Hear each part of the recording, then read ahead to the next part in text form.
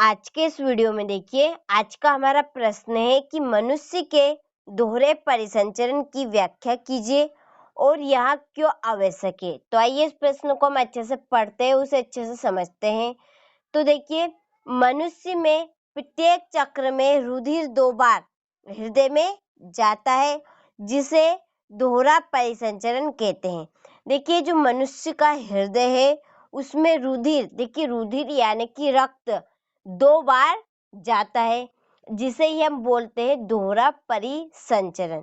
देखिए, इस क्रिया में एक बार ऑक्सीजनित रक्त, देखिए ऑक्सीजनित रक्त जिसमें ऑक्सीजन की मात्रा अधिक होती है उसे हम ऑक्सीजनित रक्त बोलते हैं, और जिसमें ऑक्सीजन की मात्रा कम होती है उसे अनऑक्सीजनित रक्त बोलते हैं।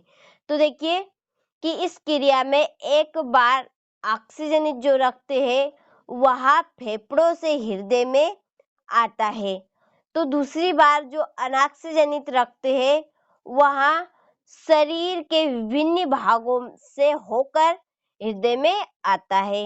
देखिए, जो ऑक्सीजनित रक्त है वह फेफड़ों से हृदय में आता है, तो दूसरी बार जो अनऑक्सीजनित रक्त है वह शरीर के विभिन्न भागों से हृदय में आता है।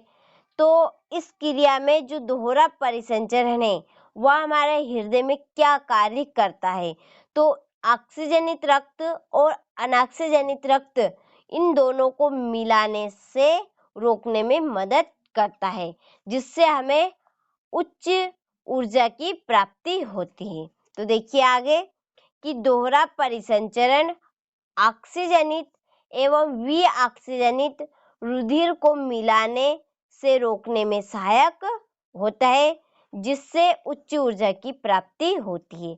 देखिए, प्रश्न बहुत ही सिंपल है कि मनुष्य में प्रत्येक चक्र में रुधिर 2 बार हृदय में जाता है, जिसे हम दोहरा परिसंचरण कहते हैं।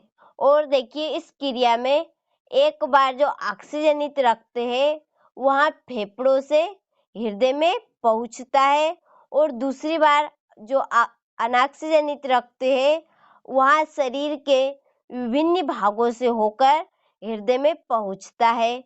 और दोहरा जो परिसंचरण है वह ऑक्सीजनित रक्त और अनऑक्सीजनित रक्त इन दोनों को मिलने से रोकने में सहायता करता है, जिससे हमें उच्च ऊर्जा की प्राप्ति होती है। तो ये था आज का हमारा प्रश्न कि मनुष्य के दोहरे परिसंचरण की व्याख्या कीजिए और यह क्यों आवश्यक है। तो आप इस प्रश्न का अच्छे से स्क्रीनशॉट लीजिए और अपनी नोटबुक में इस प्रश्न को अच्छे से नोट कीजिए।